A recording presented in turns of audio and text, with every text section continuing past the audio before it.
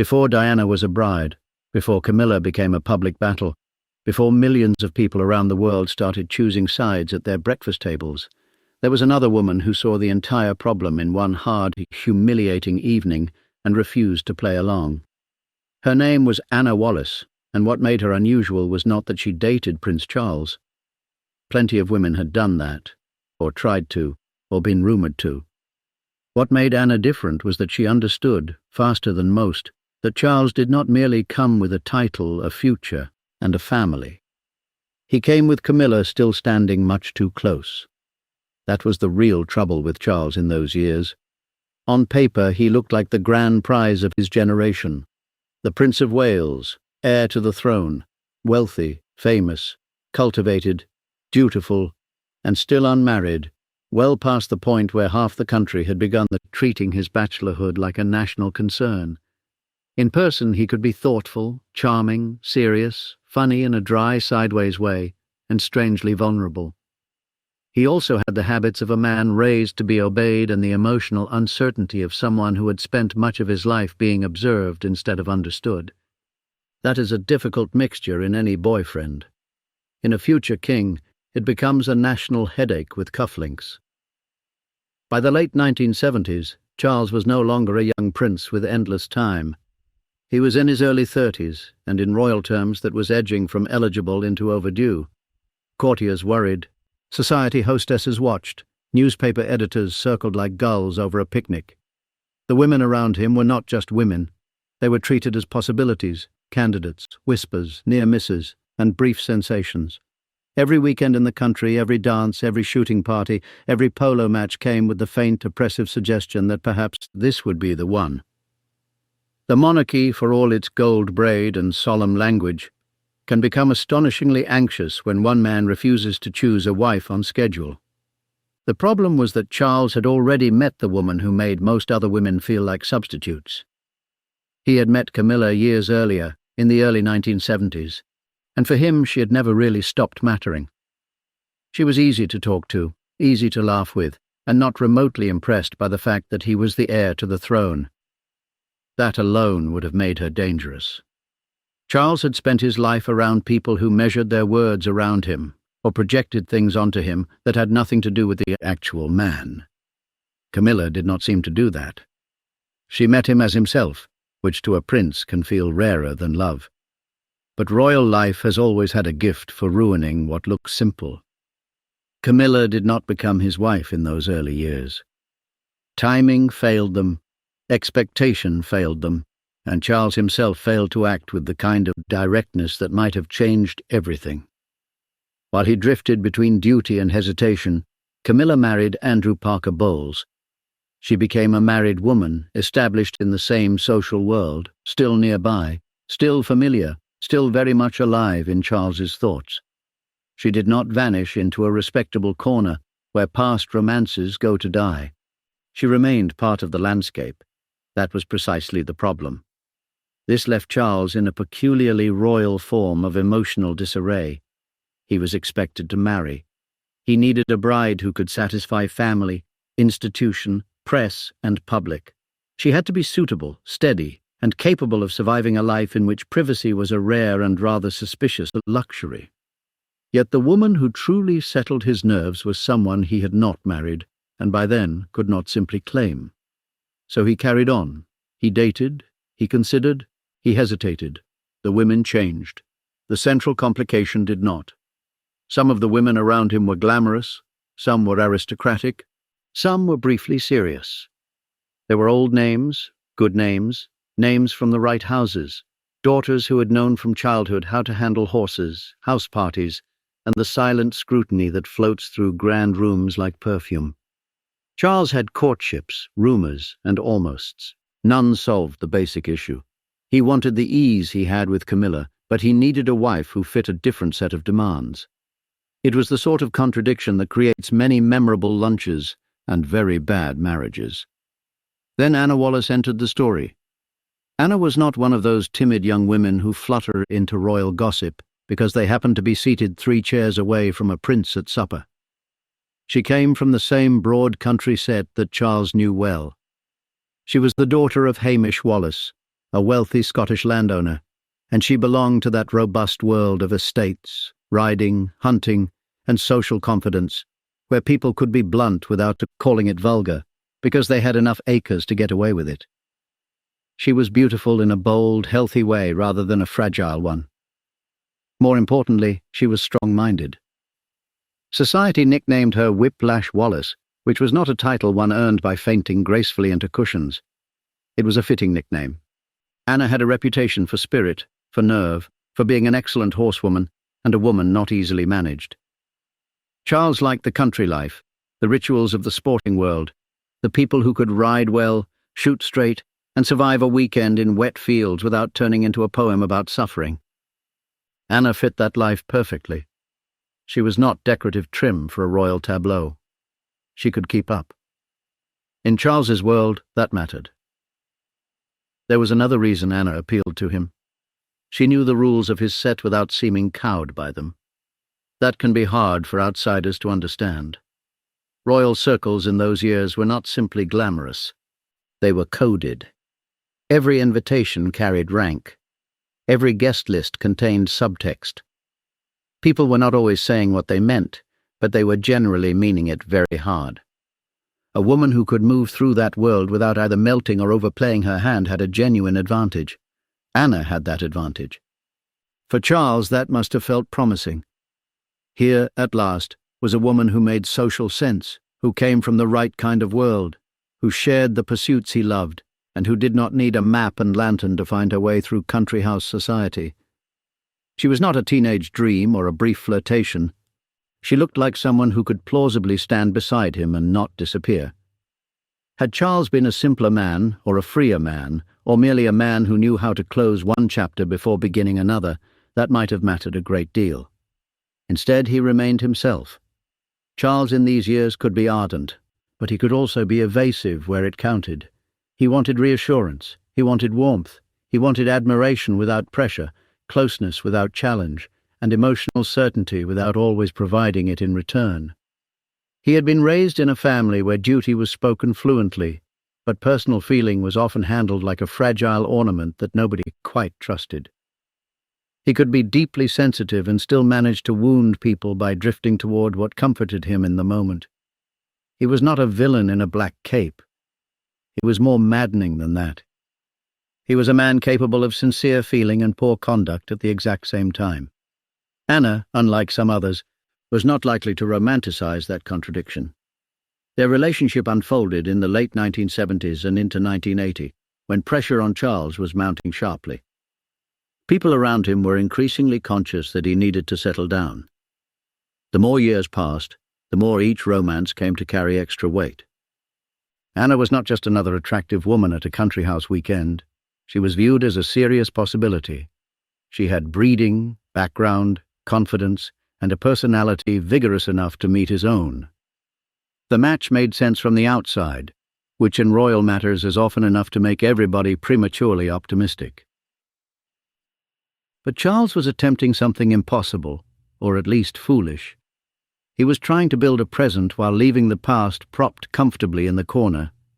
Camilla was still there. Not there in the theatrical sense, not appearing in a cloud of scandal with trumpets and a confession. She was there in the subtler, more damaging way that only people from a small, interwoven social world can be. She was married, yes. She was established, yes. But she remained emotionally important to Charles, and socially close enough to keep re-entering the frame. Old affection, old habit, and old comfort still flowed between them.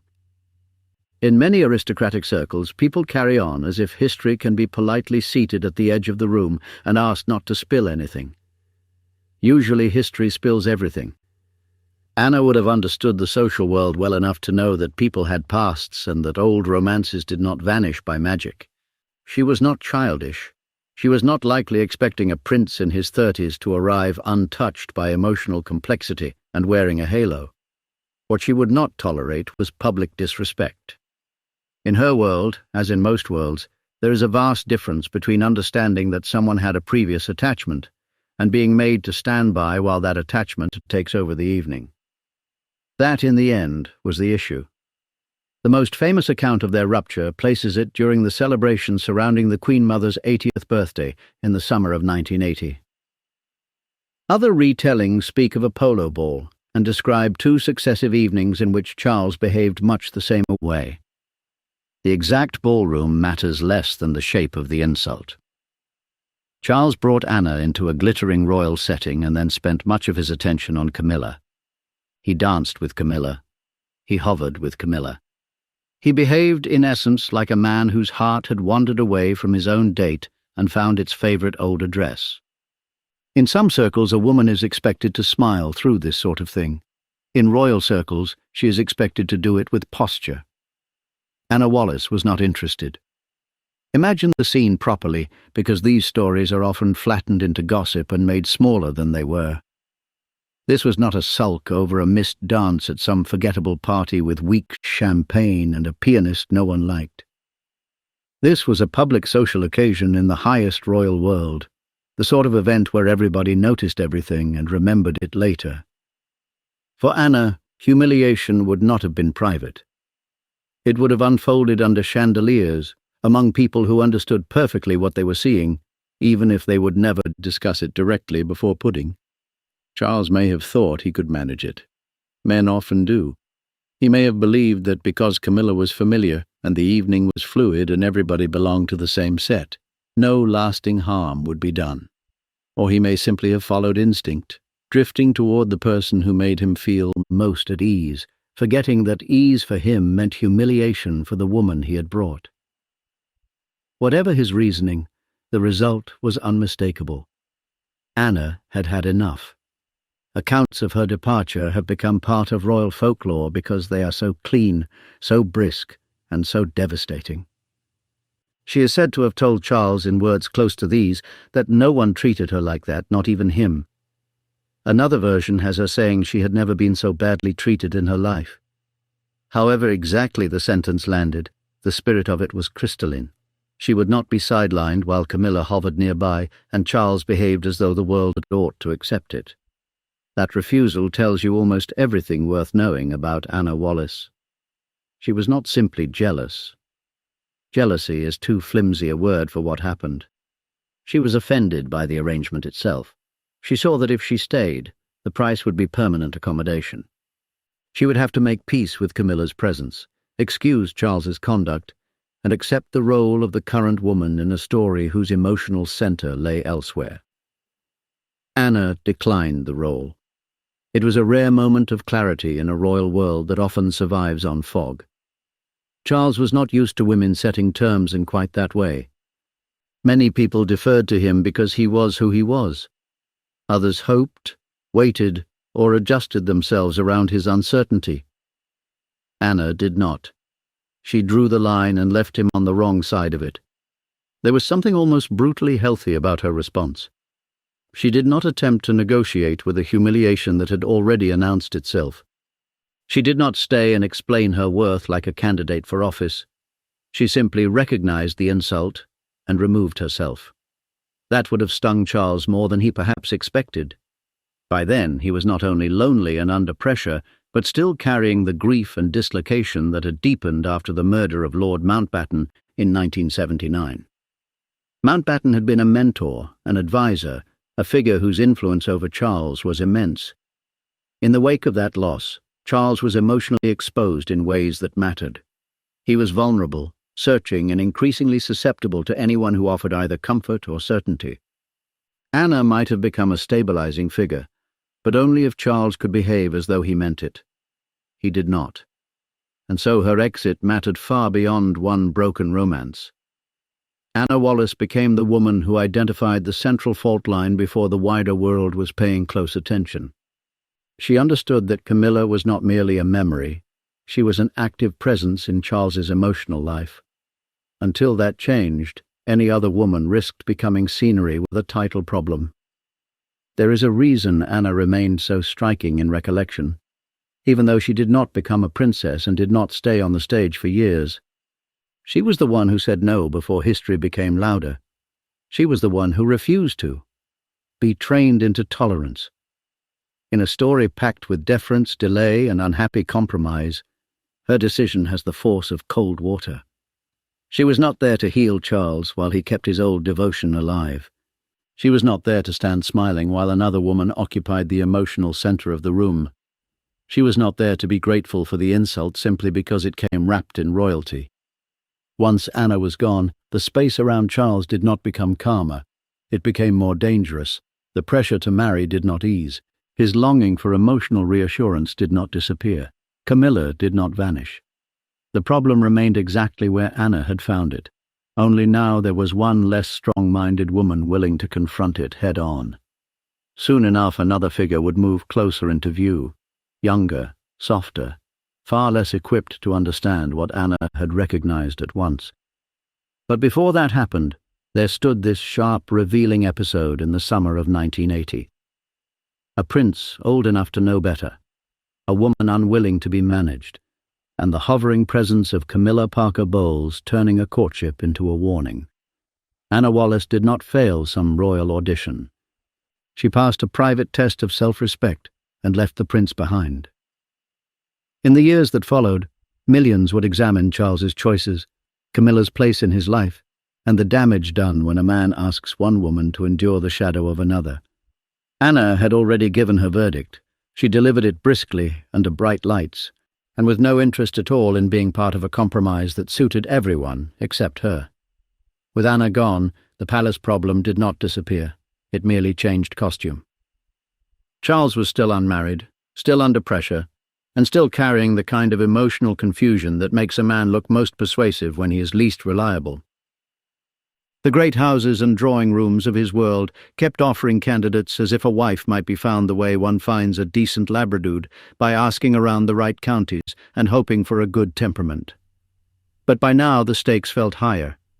Charles was no longer just a prince with time. He was a prince with a deadline that everybody could feel and nobody dared phrase too directly at lunch. The trouble was not that he lacked women around him. The trouble was that the women who suited his world did not always suit his heart, and the woman who suited his heart had already married someone else and still refused to take the hint of history. Camilla remained a reassuring fact in his life, familiar as old upholstery and much harder to replace. She was married, which ought to have settled things. Royal life has always been full of things that ought to have settled matters and somehow made them worse. Charles had by then become a man who inspired two very different reactions. To the public, he was the prince who needed a bride. To those who knew him more closely, he could seem lonely, overburdened, and vulnerable beneath the polish. He had charm, but not the breezy kind. His charm depended on a woman being willing to notice the uncertainty behind the position, the strain behind the duty, the boyish hunger for approval inside the formal man.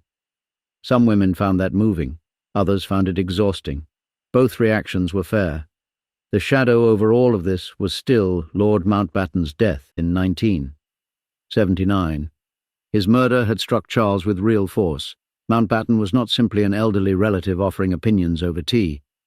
He had long been one of the dominant influences in Charles's life, a mentor, an advisor, and in some ways a substitute for the sort of direct, confident guidance Charles often seemed to crave. When Mountbatten was killed, it left Charles grief-stricken and emotionally exposed. The public saw solemnity and mourning.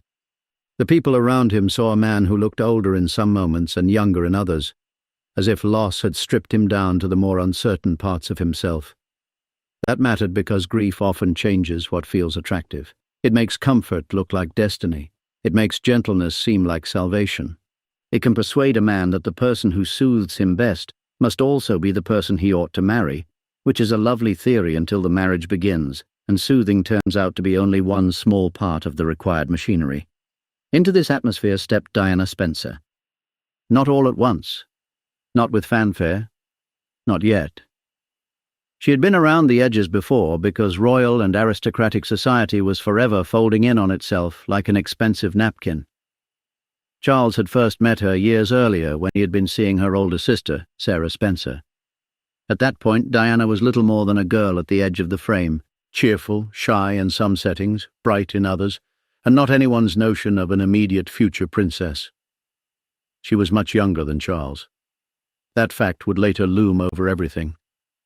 At first, it simply made her seem harmless. Harmless can be a very dangerous quality in royal courtship. It lowers the guard of everybody in sight. Diana came from exactly the sort of background that reassured the institution. She was aristocratic, English, and tied to one of the great old families. The Spencers had history, title, and the sort of lineage that made palace people relax into a mood of relieved approval. This did not mean that the Spencer family itself was serene. Far from it. Diana's childhood had been marked by fracture, tension, and emotional wounds that ran deep. Her parents' marriage had collapsed badly. There had been a brutal custody battle. Home had not been the stable fairy tale that outsiders later imagined when they saw the tiaras. Diana grew up with privilege all around her and emotional certainty in shorter supply. That too would matter, though almost nobody understood how much at the time. She had a romantic streak and a softness that could seem almost old-fashioned. She was young enough to dream in the grand style, and vulnerable enough to find real comfort in being chosen. She worked ordinary jobs before her engagement, including as a nursery assistant, and that detail helped make her appealing to the public later. She was aristocratic enough for the palace, approachable enough for the people, and young enough to be shaped.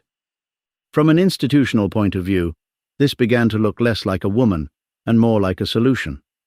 But Charles did not first respond to Diana as an institution would. He responded as a grieving, pressured man. One of the stories that survives from their early encounters is that Diana spoke to him after Mountbatten's funeral and told him. He looked so sad and needed caring for. It was exactly the sort of thing that could pierce Charles's defenses. Camilla gave him ease and familiarity. Diana offered sympathy without complication, or at least what seemed like sympathy without complication. For a man who often felt misunderstood, being looked at with tender concern could feel like being rescued from his own life. There was, however, a vast difference between being comforted and being known. Diana was still very young, and Charles was at a stage when many people expected him to stop browsing emotionally and make a decision. The age gap between them was significant. He was a man in his early 30s, layered with habits, duties, disappointments, and unresolved attachments. She was not yet 20 when the courtship became serious. One had spent years under the machinery of monarchy. The other had spent years longing for a secure love story. It was, on any sober reading, a risky combination.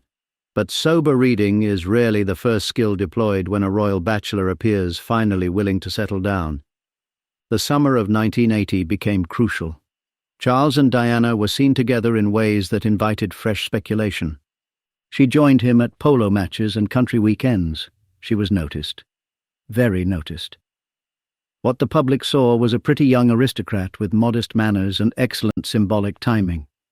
What Charles seems to have seen was a girl who admired him, soothed him, and did not yet challenge the difficult corners of his life.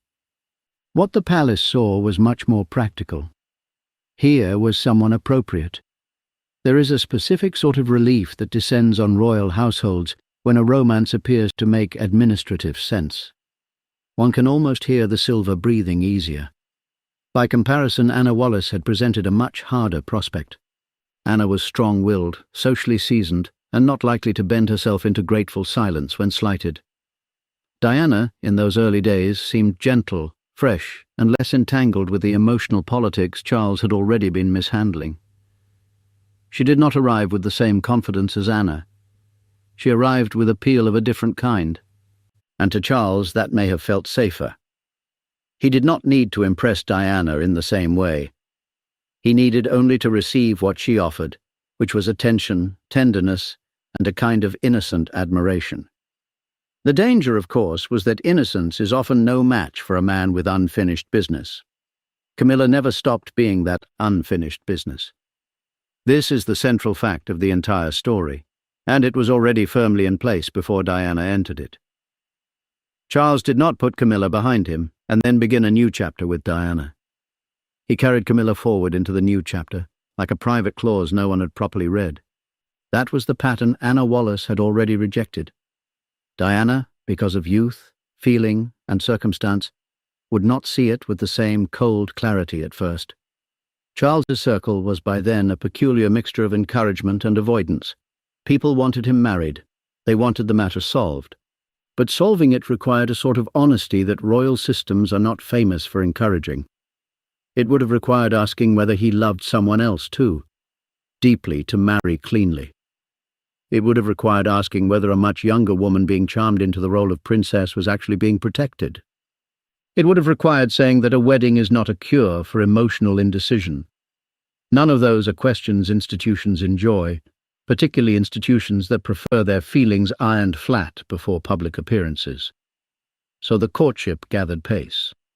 Diana went to Balmoral, which was always a meaningful step, because Balmoral was less a house than a test in heather. A woman might survive a London dinner with the royal family by smiling carefully and saying the correct thing about flowers.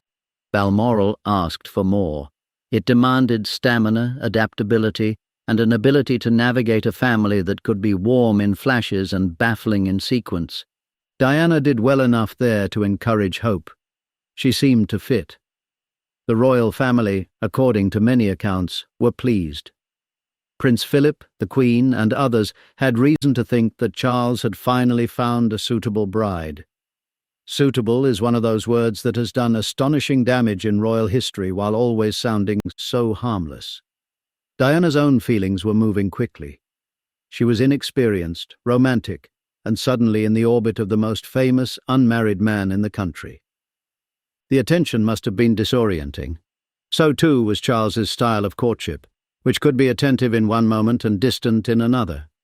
He was not a naturally easy wooer.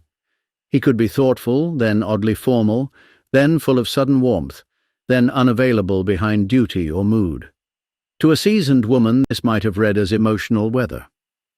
To Diana, it could feel thrilling, bewildering, and meaningful all at once. Meanwhile, the press began to close in. Diana's shyness became a public asset. Her blushes, glances, and apparent modesty created a story people wanted to believe.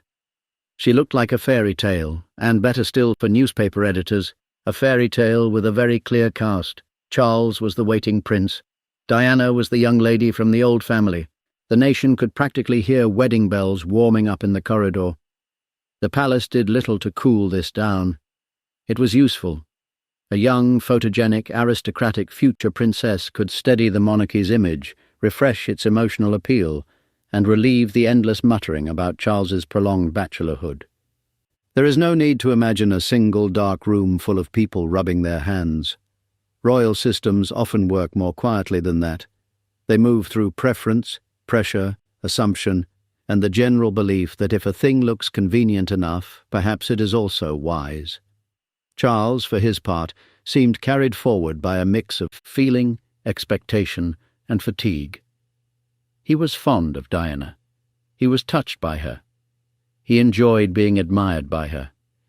He may even have believed that marriage to her would help him become the man circumstances required him to be. People do this all the time. They mistake the promise of a relationship for evidence that they are ready for it. In ordinary life, that creates a difficult divorce and several uncomfortable Christmases. In royal life, it creates headlines for decades. Yet even in this apparently hopeful phase, small warning signs were already present. Charles and Diana did not truly know each other well. Their courtship was surprisingly short and interrupted by his schedule, his habits, and the strange formalities of royal life. He was still connected to Camilla. Diana was stepping into a world where appearances often outran truth. And beneath the romantic surface there remained the deeper mismatch of experience. Charles wanted understanding and peace, but had never really untied himself from the woman who had long provided both. Diana wanted wholehearted love, and likely assumed she was moving toward exactly that. The bargain was unequal before anyone officially proposed it. It is striking to think how differently Anna Wallace and Diana approached the same man. Anna saw insult and withdrew. Diana saw sadness and moved closer. Neither response was foolish in itself. Each came from the woman she was. Anna had self-possession, social confidence, and the instincts of someone who knew exactly when pride had to intervene. Diana had empathy, hope, and the aching wish to be necessary to someone. Charles, unfortunately, was a man who could draw powerfully on both kinds of women while not always knowing what he owed them in return. There was another thing Diana offered that men of Charles's background often found deeply flattering. She made him feel central. Camilla made him feel comfortable because she saw through the royal performance. Diana made him feel meaningful because she looked toward him with fresh feeling, without the weary irony of someone who had already watched him for years. That kind of attention can be intoxicating, especially to a man used to criticism, duty, and older, sharper women. It made Diana seem not merely pleasant, but restorative. The public fever around them kept growing. Every appearance fed it. Every photograph fed it. Diana's image began to harden into something almost mythical, though she was still just a teenager moving through a storm she could not yet measure. Charles knew better, or should have. He knew the demands of royal life. He knew the appetite of the press. He knew too, or ought to have known, that a woman stepping toward him would not simply be marrying a man, but entering a machine. Yet he kept moving forward. Perhaps he hoped the machine itself would fix what was loose. Royal marriages have often been asked to do this. Heal loneliness, satisfy the public, produce heirs, stabilize reputations, quiet gossip, tame desire, reward duty. It is a remarkable list for any one union, especially when honesty is in short supply before the engagement ring appears. By the end of that year, Diana was no longer merely an interesting possibility.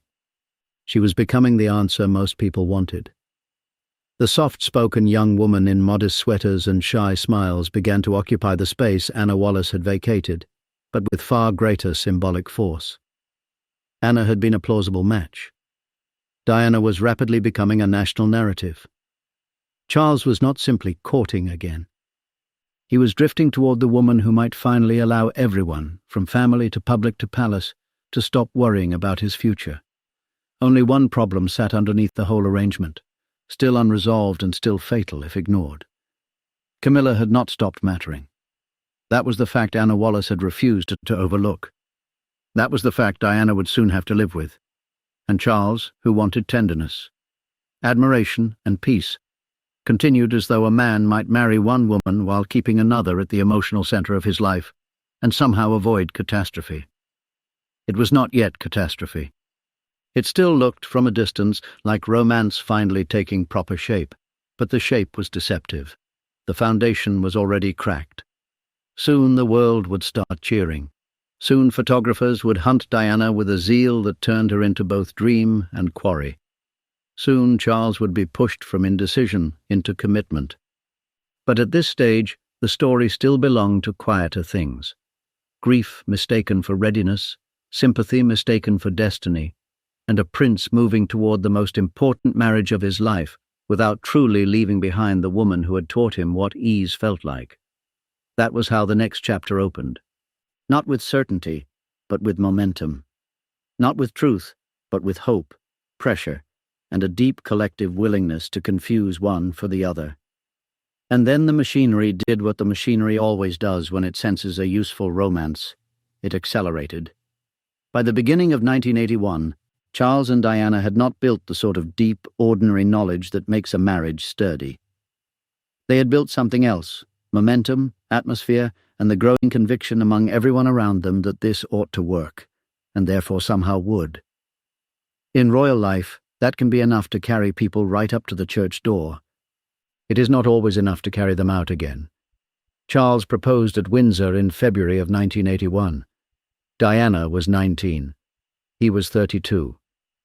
Even on paper, the age gap told a story before either of them opened their mouths. He had spent years circling around duty, disappointment, and emotional ambivalence. She was still young enough to treat being chosen as both romance and rescue. When he asked her to marry him, she accepted quickly, happily, and with the kind of wholehearted feeling that makes later pain especially cruel. She seems to have believed that the long waiting had finally ended, that the prince had chosen her above all others, and that whatever uncertainty had preceded her was now over. That was the fantasy. The tragedy was that she was entering the most visible engagement in the world, while one central fact remained untouched.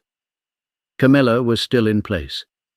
The engagement itself was announced with all the solemn excitement royal announcements are designed to produce. Diana appeared with the famous sapphire ring, and the country reacted as though a fairy tale had walked into the room wearing a dark blue suit. She was beautiful, shy, and new, and the public adored her almost at once. Charles, standing beside her, looked relieved and slightly dazed, like a man who had at last delivered the answer expected of him and was hoping no one would ask for workings. Then came that interview. It remains one of the most revealing moments of the whole affair, partly because at the time it was treated as charming, and partly because it now sounds like a warning bell rung by a polite butler no one bothered to hear. When the interviewer asked whether they were in love, Diana answered with a simple, eager yes. Charles replied, "Whatever in love means."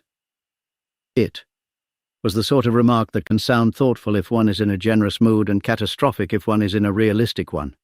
Diana smiled through it. The country tried to treat it as princely complexity. In truth, it was a man announcing that he was already not speaking the same emotional language as his fiancée. That one phrase tells you a great deal about Charles at this stage. He was capable of real feeling, but he was also capable of stepping back from plain emotional declarations just when the moment most required them. He had been trained into reserve, shaped by duty, and made suspicious, perhaps, of too much direct sentiment. But there was more to it than temperament. Charles knew, somewhere beneath the formal performance, that his heart was not cleanly arranged. Diana's answer was the answer of a young woman in love. His was the answer of a man already negotiating with himself. Diana, meanwhile, was being transformed almost overnight from a nursery assistant with a private life into the future Princess of Wales under relentless public scrutiny. It was not a transition. It was an invasion. Cameras chased her car, waited outside her flat, tracked her at work, and turned her blushes into international material. She was at once elevated and hunted. The same public that loved her was also consuming her, and the palace, never especially modern in matters of emotional protection, was not exactly built to take a trembling 19-year-old and surround her with wise, soothing experts on human strain. What Diana lost almost immediately was ordinary ground. She had had friends, habits, privacy, freedom of movement, and the small dignities of a life that belonged to her. Now every glance carried meaning, and every silence got translated. Charles had grown up inside this atmosphere and, for all its damage, knew its weather. Diana did not. She was learning in public, which is an especially brutal way to learn anything. The engagement period should have been the time when Charles and Diana drew closer, understood each other better, and built a private confidence strong enough to survive the spectacle. Instead, it exposed how little true closeness had been formed. Charles continued with his routines, his commitments, his established circles, and his emotional habits. Diana moved toward him with all the intensity of youth, only to find that the man she was marrying was sometimes warm, sometimes distant, sometimes attentive, and still not fully available.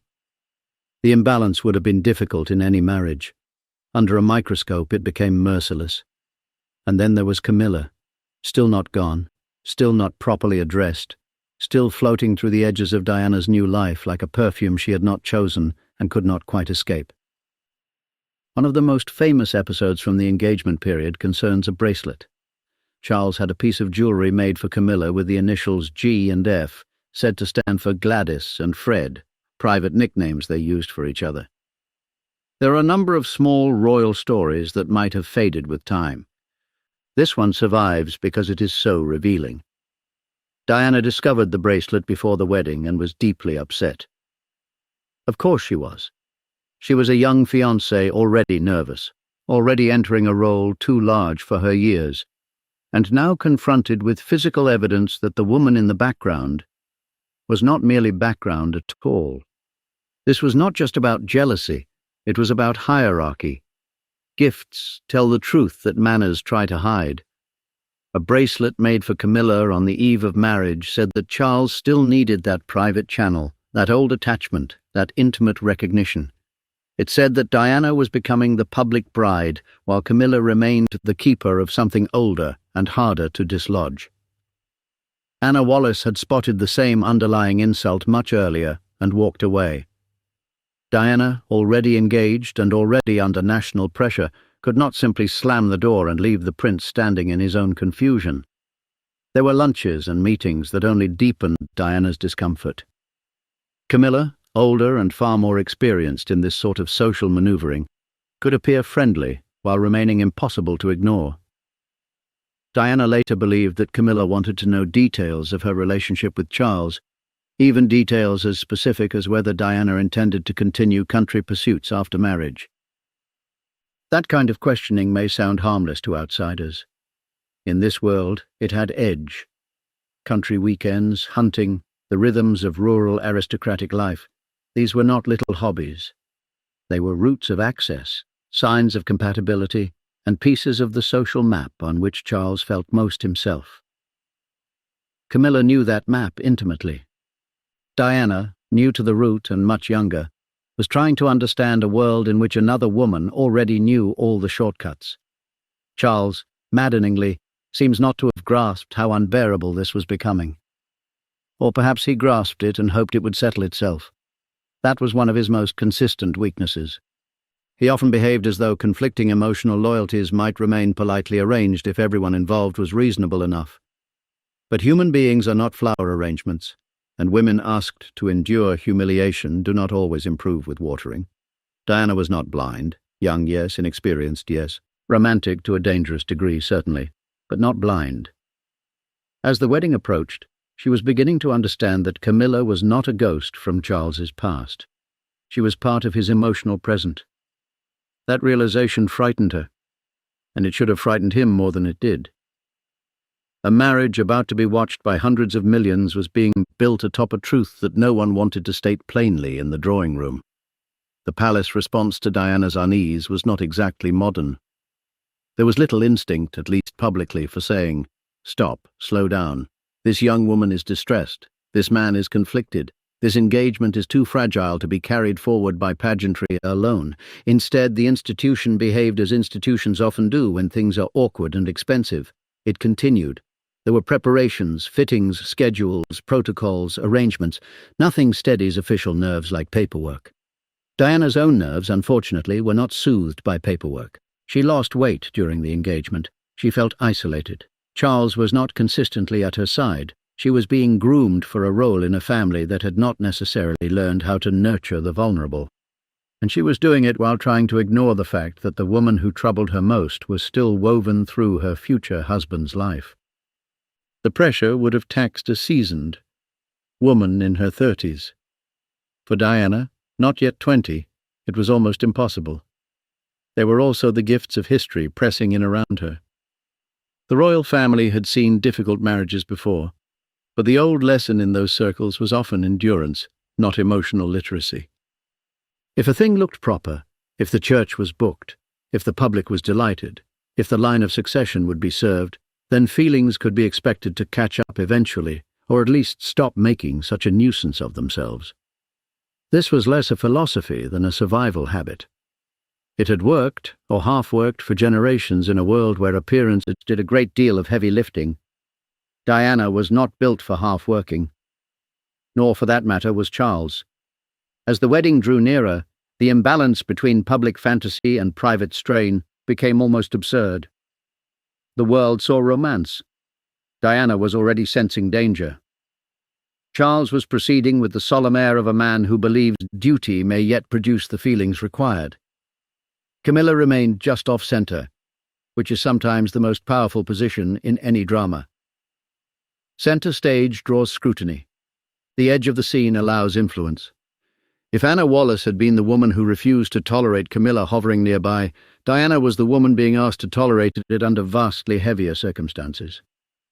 Anna had pride, social confidence, and a clear exit. Diana had an engagement ring, a national audience, and a future that now seemed impossible to back out of without scandal on a colossal scale. The same truth pressed on both women, only their room to act was different. Charles's own character sat at the heart of the problem. He wanted to be decent. People around him often noted his sensitivity, his sense of duty, his longing for understanding. But decency without clarity is a flimsy shelter. He did not know how to cut cleanly between competing loyalties. He disliked confrontation, disliked cruelty, and yet drifted into conduct that could be cruel because it left others carrying the consequences of his indecision. He seems to have hoped that marrying Diana would satisfy one set of demands, while his attachment to Camilla could somehow remain in a separate chamber of life. That is the kind of arrangement that exists only in the imagination of the person benefiting from it. There is something almost unbearably poignant about Diana in these months. She had won the role everyone said was dazzling, and yet winning it began to strip her of ease. She had the ring, the headlines, the future, and very little peace. The little signs of her anxiety were there. The discomfort, the sense of being overwhelmed, the suspicions about Camilla, the unevenness between her emotional openness and Charles's reserve. But because she was young and lovely and the wedding was approaching, many people preferred the simpler story. Simpler stories are easier to print on commemorative china. The wedding itself, when it finally came in July of 1981, would be one of the grand public spectacles of the century. Before that day, though, there was the strange suspended period when everything essential had already gone wrong, and almost no one in power was prepared to admit it. Diana had discovered enough to be afraid. Charles had revealed enough to be doubted. Camilla had remained near enough to cast a shadow. Yet the coaches, gowns, and bells were still advancing with steady purpose. In any other family, or at least in any family with fewer horses and less constitutional significance, somebody might have asked the obvious questions. Are these two actually ready? Does he love her as she loves him? Can a marriage survive when another woman still occupies such intimate ground? Is this bride old enough in spirit, not just in law, to cope with what she is entering? But royal life has a remarkable ability to make obvious questions seem impolite. And when obvious questions are suppressed, the answers tend to arrive later in much more expensive form. Diana tried, as young women often do, to push hope against reality and call the result confidence. She wanted the marriage to be real. She wanted Charles's love to settle securely on her. She wanted the ache of uncertainty to be temporary. Those were not foolish desires. They were normal. What was abnormal was the scale of the system into which those desires had been thrown. She was not just a fiancée with doubts. She was the future princess in a global spectacle with no safe place to collapse. Charles, by contrast, moved through these weeks like a man divided against himself, but unwilling to halt the procession. There were moments when he showed strain, moments when he looked burdened rather than radiant, moments when one suspects he could feel the weight of what he was doing, and still could not bring himself to detonate the arrangement. Duty pushed from one side, sentiment pushed from another. Public expectation stood in front like a wall. Behind it all sat his old attachment to Camilla, stubborn and unresolved. That is what makes this period so gripping and so bleak. Everyone was moving forward. Almost nobody was standing on solid ground. Diana was moving toward a marriage she only partly understood. Charles was moving toward a marriage he was not emotionally prepared to honor cleanly. The palace was moving toward a triumph it badly wanted to display. The public was moving toward a fairy tale they badly wanted to believe. And Camilla, who had once seemed the woman Charles had lost, had in a deeper sense never truly been lost at all. So by the time the wedding drew near, the pattern Anna Wallace had recognized in one humiliating evening had not disappeared. It had simply grown more elaborate. What Anna refused in a ballroom, Diana was now being asked to endure in a cathedral-sized version of the same emotional problem. One woman had walked away with her pride intact. The other, younger and far more trapped, was preparing to walk down the aisle. And that was the bitter miracle of the whole thing. The world was about to cheer for a union whose deepest weakness had been visible long before the first trumpet sounded. The day itself was magnificent, which was part of the problem. When Charles and Diana married at St. Paul's Cathedral in July of 1981, the scale of the spectacle was so enormous that it nearly blotted out the human beings inside it. Crowds poured into London. Flags waved. Bells rang. Television carried the images around the world. The dress was vast. The train seemed to have ambitions of its own, and Diana, at just 20, looked exactly like what millions of people wanted a royal bride to look like. She was shy but glowing, young but grand, nervous but radiant enough to make the nerves seem almost touching. Charles, standing beside her in uniform, looked solemn and composed, which for him was the safest available expression. History, pageantry, and hope had all turned up on time. It was called a fairy tale, naturally. Royal weddings are almost always called fairy tales by people who do not have to remain married afterward. If one watched only the pictures, it all seemed triumphant. Yet even on that day, the strange showed in small ways. Diana famously muddled Charles's names during the vows. He was no simple Christian name man anyway, and the wedding nerves were extraordinary. Charles made his own small stumble. These were not catastrophic signs. Plenty of brides and grooms misspeak. But with them there was a larger truth humming beneath the mistakes. This was not a relaxed couple stepping into the future arm in arm. It was a young woman, under crushing pressure, and an older man carrying doubts he had never. Still, the world cheered. The carriage ride, the balcony appearance, the cheers from below, the endless glow of public adoration, all of it created the impression that whatever private unease existed would surely be washed away by grandeur, duty, and applause. It was an old royal hope, and a stubborn one. The institution had long believed that if a marriage was conducted with enough dignity and enough people waved from the pavement, personal difficulty might fall into line out of embarrassment. It did not. Properly resolved. The honeymoon began in a mood that was less like serene bliss and more like exhaustion wrapped in brocade. Charles and Diana first spent time at Broadlands, the Mountbatten estate, which had its own emotional ghosts for Charles. Then they went on the royal yacht Britannia, which sounds romantic until one remembers that a yacht connected to monarchy does not operate like an intimate floating cottage for two bewildered newlyweds. It is still full of ritual, staff, expectation, and the odd sensation of being both private and not private at all. Diana entered married life wanting closeness, reassurance, warmth, and the steady sense that she had truly become Charles's chosen person.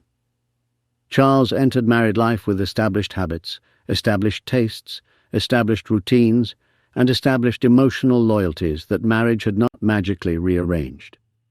He loved books, watercolors, solitude, the outdoors, old friends, old rhythms, and long stretches of being left to himself. Diana wanted connection. He often wanted retreat.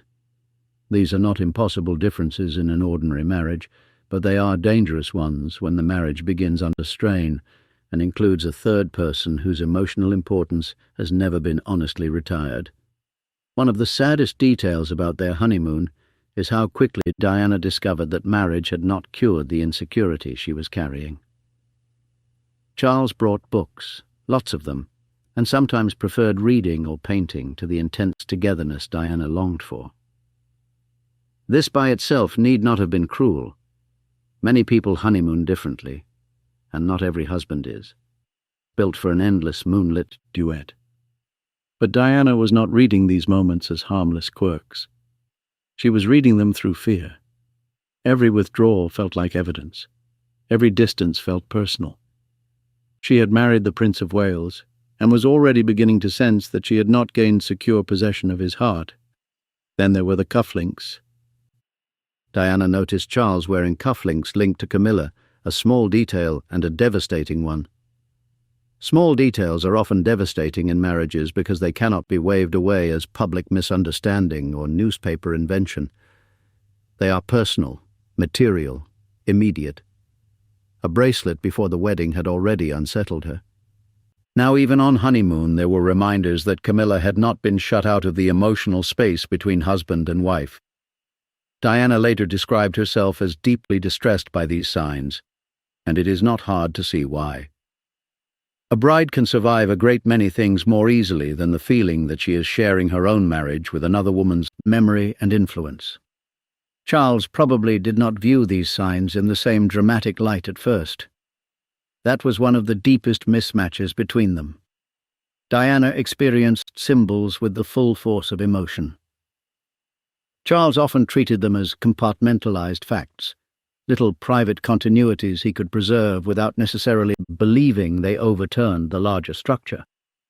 But to a young bride already frightened of Camilla's hold on him, cufflinks were not cufflinks. They were proof that the invisible rival was still present at the table. When the honeymoon ended, the practical reality of royal life closed in fast. Diana was now Princess of Wales, a title that sounded like a reward and behaved more like a weather system. She had to learn protocol, appearances, family dynamics, staff relationships, official expectations, and the endless discipline of being watched. Charles, who had grown up inside this world, did not always grasp how alien and punishing it could be for someone who had entered it by marriage rather than birth. There is a common mistake made by people who survive difficult systems as children. They sometimes assume that because they endured them, others can adjust more quickly than is humanly likely. The early months of the marriage made plain that Diana was not adjusting well. She struggled with loneliness. She struggled with the emotional coldness she perceived around her. She struggled with the relentless public attention. She struggled with life among a family whose habits of affection were often formal, indirect, or tightly managed. And she struggled with Charles himself, because the husband she needed and the husband she had were not always the same man. He could be kind. He could be attentive. He could also be absent in spirit even when physically present, pulled toward his own interests, old friendships, letters, and private attachments. Diana, by contrast, wanted the kind of marriage that felt emotionally fused. She wanted to be central. She wanted proof, repeated and steady. Charles was not built to provide that with ease, particularly when he still carried the internal refuge of Camilla. It also became clear that they were mismatched in age in ways deeper than numbers. This was not simply a difference between 20 and 32. It was a difference in formation. Charles was already set in his tastes and habits. Diana was still becoming herself. He was intellectual, earnest, often melancholic, and attached to pursuits that could look remote or faintly forbidding to a much younger wife. She was lively, emotionally direct, affectionate, and hungry for delight as well as love. He had grown up learning to contain. She had grown up longing to be held. One can see how each might initially fascinate the other. One can also see how daily life would begin to chafe almost immediately. Then there was the family. The royal family did not dislike Diana in any simple sense. Some members were warmly disposed toward her, at least at first. But families like that are held together by codes as much as by tenderness, and Diana, for all her aristocratic pedigree, was still an emotional outsider. She had not been trained from infancy to absorb discomfort with a straight back and a neutral face.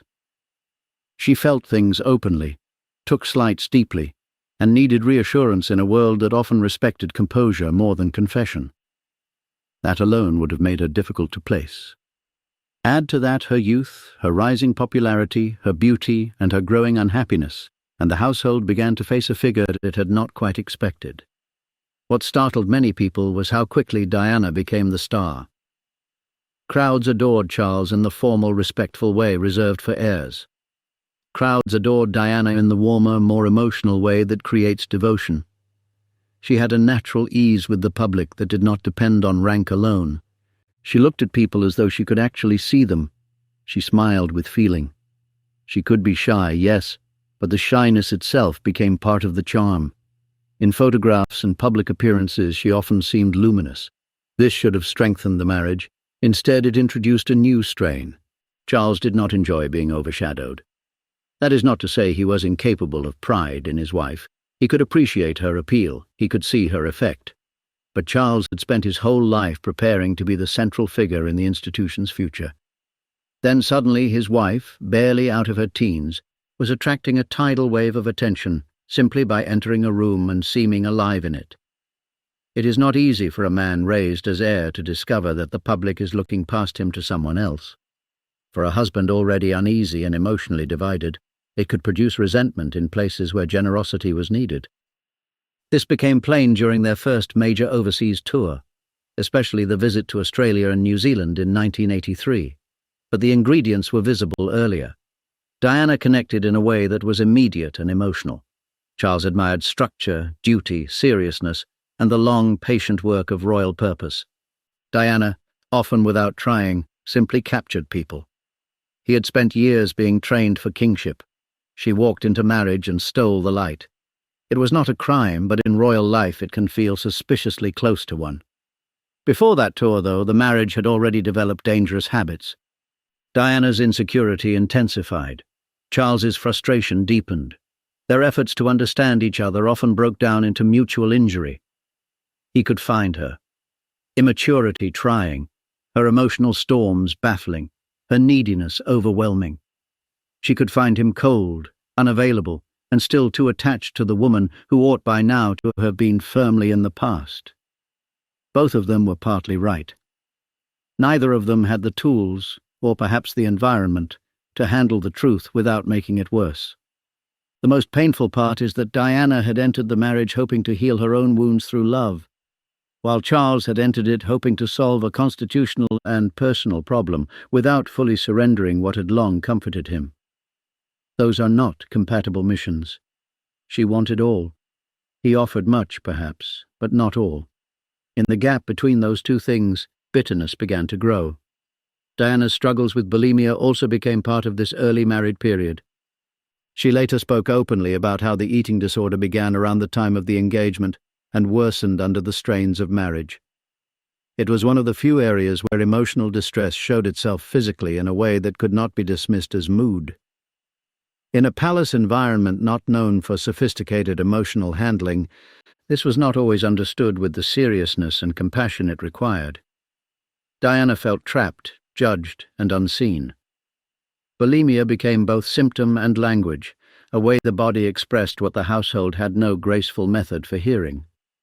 Charles, for his part, seems to have been deeply unsettled by her distress without knowing how to meet it properly. He could react with concern, but also with impatience or incomprehension. Emotional illness in a young wife is hard enough for many men. Emotional illness in a young wife inside a ceremonial institution built on self-command is another matter entirely. The palace could organize a banquet down to the minute. It was much less gifted at sitting quietly in the room with a frightened and unhappy princess. The birth of Prince William in June of 1982 brought joy and also temporary relief. Diana adored her first son with fierce devotion. Motherhood gave her a role that felt natural and deeply meaningful. It also softened public scrutiny in some ways, because she now seemed to embody not just fairy tale marriage, but tender young motherhood. For Charles, the birth of an heir was of immense dynastic significance.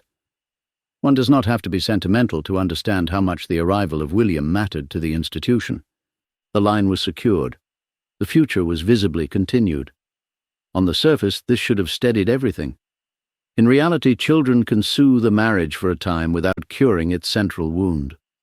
William's arrival made Diana more secure in one sense and more emotionally intense in another. Her love for him was immediate and protective. Charles was affectionate too, but with a different rhythm, less instinctive perhaps, more filtered through the habits of royal fatherhood he had observed all his life. Diana increasingly wanted to create a warmer family atmosphere than the one she felt she had entered. She did not want her children raised on distance and scheduled tenderness. In that desire, she was already quietly pushing against the culture of the household itself. Charles could admire this and still feel threatened by some of its implications. Diana's closeness with William, and later with Harry, strengthened her as an emotional center within the family. It gave her purpose outside Charles. It gave the public another reason to adore her. A woman who was already beloved as a princess now became beloved as a mother. Again, what should have enriched the marriage complicated it. Charles was dealing not only with his wife's expectations and unhappiness, but with the fact that she was becoming a powerful emotional force in the monarchy on her own terms. Throughout all of this, Camilla did not vanish. The relationship between Charles and Camilla moved in and out of different intensities over the years, but the emotional line remained unbroken enough to poison Diana's sense of safety. That was the essential issue.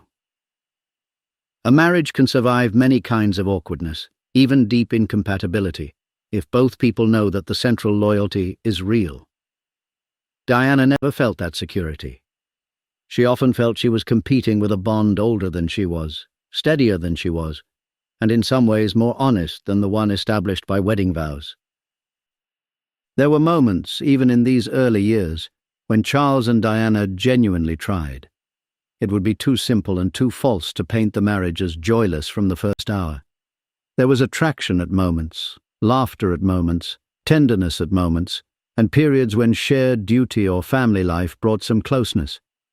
But marriages are not finally judged by moments. They are judged by the pattern that forms between the moments. Their pattern was becoming bleakly clear. Diana reached and often felt unanswered. Charles withdrew, and often felt accused. Camilla remained the unhealed answer to a question Diana could never stop asking. By now, the difference between Anna Wallace and Diana looked even sharper.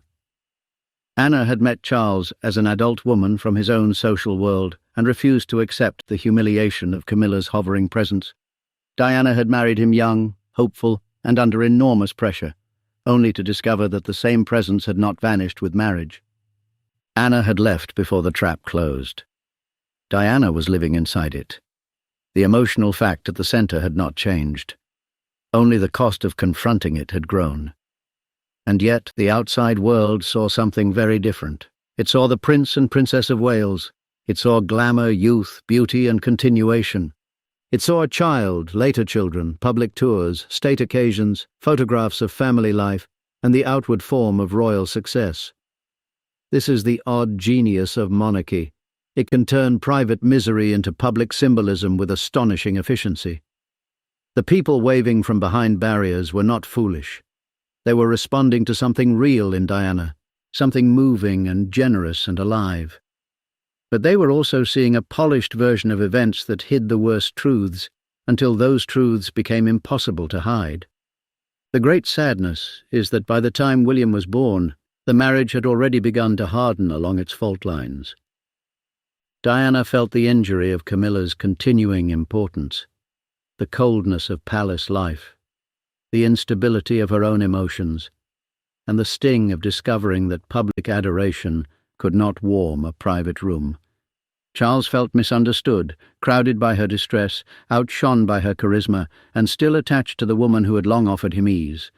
Neither was villain enough to make the story simple. Neither was strong enough, in that environment, to make the story happy.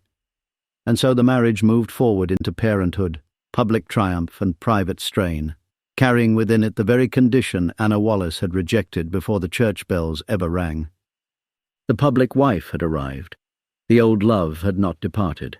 The institution kept smiling. The children were beautiful. The photographs were splendid. And under all that polish, the future was already quietly spoiling. It began to spoil in public long before the palace was willing to call it spoiled. In the early years of the marriage, the official lines still held. There were pictures, tours, babies, and smiling appearances. There were crowds who wanted to believe that whatever private tensions existed were no more than the ordinary strains of adjustment. But monarchy has one great weakness as a stage set. The audience eventually notices when the leading pair stop looking at each other as if they are in the same production. The first great sign came on tour. When Charles and Diana went to Australia and New Zealand in 1983, the trip was supposed to demonstrate the strength of the young royal marriage and the freshness of the next generation. In some ways it did. The crowds were enormous. The interest in Diana was overwhelming. William, still a baby, became part of the warmth of the story. For the institution, it looked from a distance like a glittering success. The trouble was that it was Diana, not Charles, who became the emotional center of the spectacle, and she did it almost without trying. People reacted to her with something stronger than respect. They reacted with affection, fascination, and protectiveness. She was not simply admired because she was royal. She was adored because she seemed to feel. In public, she had an instinctive touch that could not be drilled into a person by secretaries and briefing notes. Charles could do duty beautifully when he believed in the cause. He could speak earnestly, intelligently, and with sincere concern. Diana did something different. She created a human current. Crowds leaned toward her. Cameras followed her.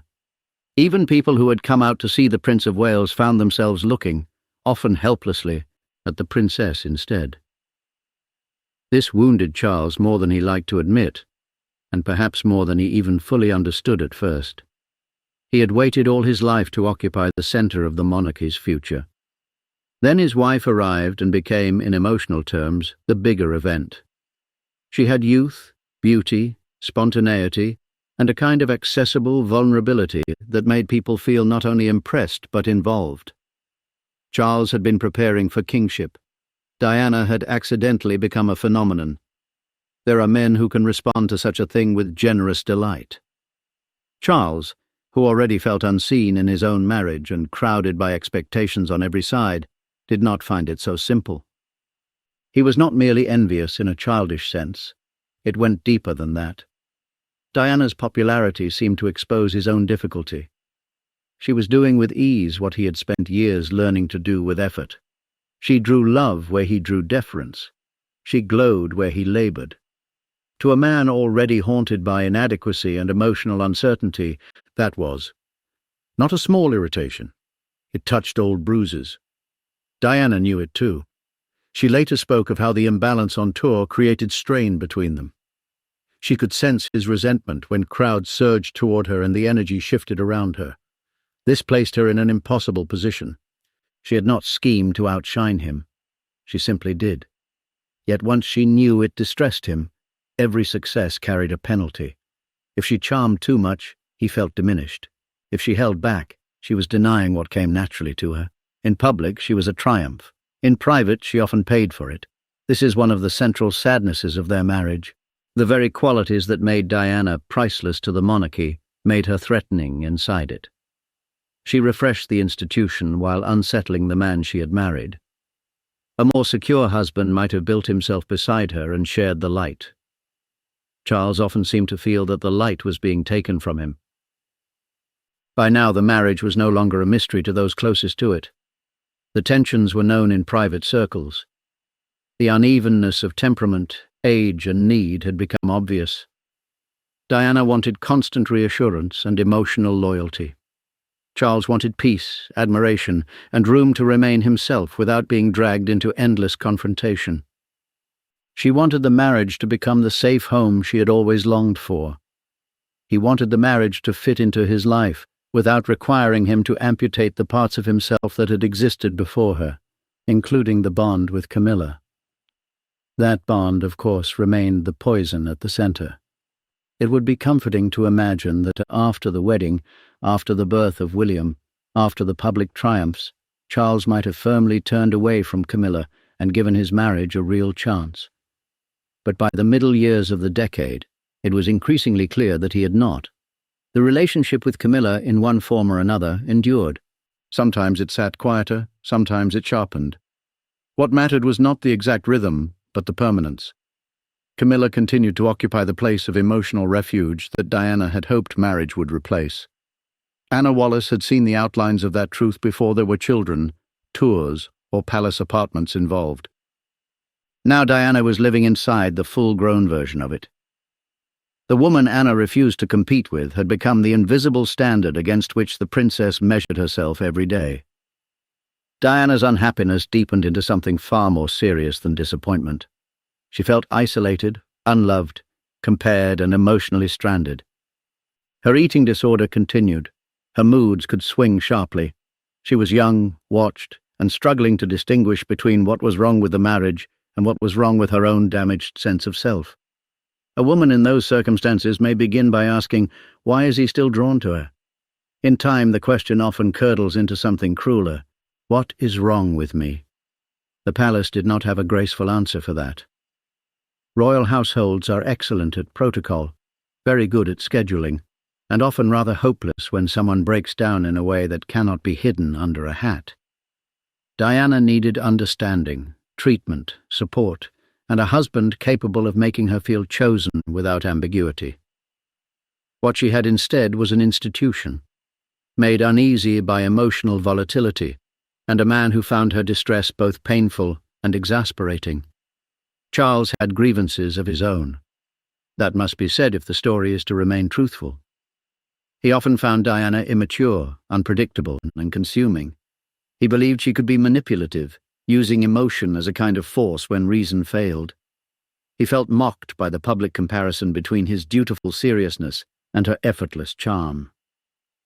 He was trying, in his own mind, to carry the burden of his role while living with a wife who did not settle into the role as expected, but reshaped it around herself. The trouble was that his own conduct deprived him of much of the moral ground from which he might have complained. If Camilla had not remained so central, the marriage might still have been difficult. With Camilla still there, difficulty became almost impossible to repair. By 1984, when Prince Harry was born, the marriage had the outward signs of fullness. 2 sons, a glamorous young family, the succession safely produced.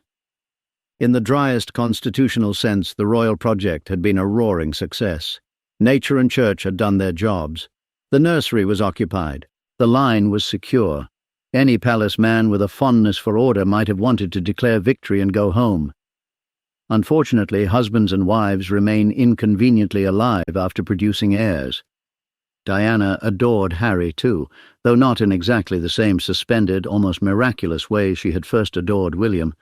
She was older, though still very young, and already wearier. Motherhood remained one of the truest sources of meaning in her life. With her sons, she could give and receive love in a way that felt direct and unambiguous. Charles cared for his children, but by now he and Diana were often moving around one another, rather than with one another. The family portraits showed continuity. The marriage inside them was fragmenting. At some point during these years, and many place it around the period after Harry's birth, Charles and Camilla resumed a more openly intimate relationship. Whether one marks the moment precisely then, or sees it as a line that had never wholly broken, the effect on the marriage was devastating. Diana had feared Camilla before. Now the fear hardened into knowledge. The rival was not merely symbolic, not merely emotional residue from the past, but an active fact. Diana later described a miserable awareness of the affair and of Camilla's inescapable presence in their world. That presence was made worse by the nature of their circle.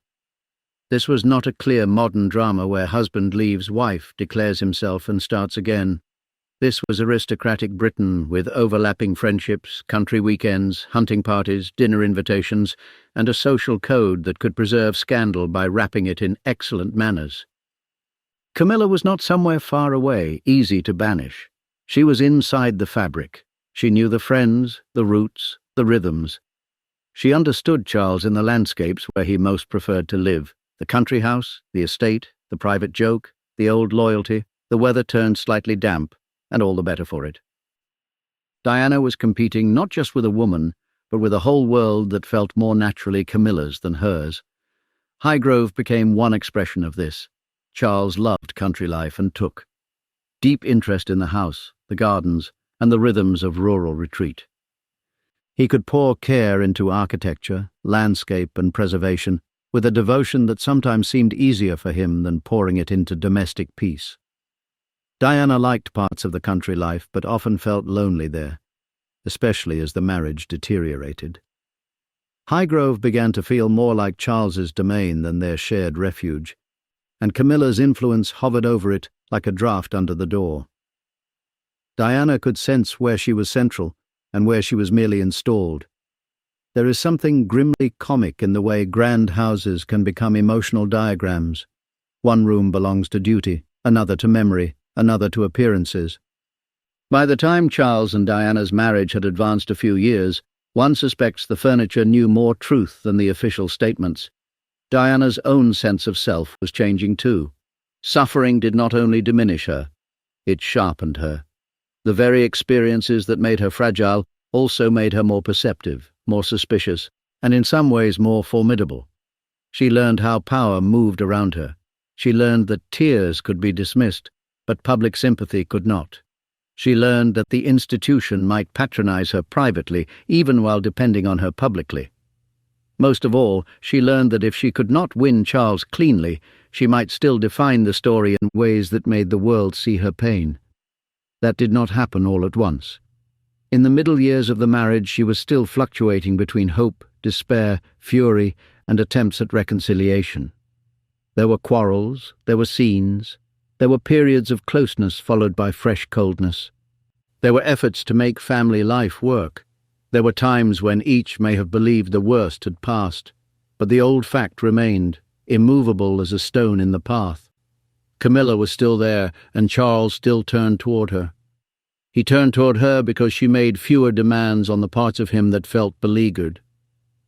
She knew his moods, his complaints, his tastes, his sense of humor, and his habits of self-pity. That last quality sounds unkind, but Charles had a real talent for feeling singularly burdened, even in rooms where everyone else had reasons to faint. Camilla did not seem to ask him to become a brighter, warmer version of himself. Diana did. To a man under strain, the easier refuge often wins. That does not make Camilla a cartoon villain. It makes her the person who remained legible to him when his marriage had become a storm. She had patience, social intelligence, and the advantage of not being asked to carry the official burden of princesshood. She could be private where Diana had to be public. She could be relaxed where Diana was under constant judgment. She could give comfort without simultaneously embodying the entire monarchy's future. That was an advantage no wife could ignore and no mistress ever deserved on merit alone. Diana, meanwhile, was not passively suffering in a chapel window. She began to change in ways that would have enormous consequences. She found causes that mattered to her. She refined her public presence. She gained poise, then influence, then something very close to independent power. Her beauty matured, her style became more assured, her emotional intensity, once read as girlish instability, began to coexist with a growing command over image and sympathy. The unhappy wife was turning into a figure the world could not look away from. This made life harder at home. An unhappy, dependent young princess might be privately pitied and privately contained. A deeply unhappy princess who was becoming the most compelling woman in the monarchy was another matter. Diana was no longer merely asking for love in private. She was becoming capable of commanding allegiance in public. Charles could feel that shift. So could the palace. The jealousy between husband and wife was by now moving in several directions at once. Diana was jealous of Camilla. Charles was jealous of Diana's popularity. Diana was jealous of the ease Charles reserved for others, and not for her. Charles was jealous, perhaps, of her emotional hold on the public and on their children. These jealousies fed each other until the marriage became less a refuge than a running argument, carried across drawing rooms, tours, letters, and carefully staged appearances. There were also other people beginning to orbit the wreckage. Friends, courtiers, staff, old companions, and later other lovers, each taking sides or offering comfort or adding complications. But even as new figures drifted in, the oldest truth remained the governing one. Charles had married without abandoning the woman he loved best.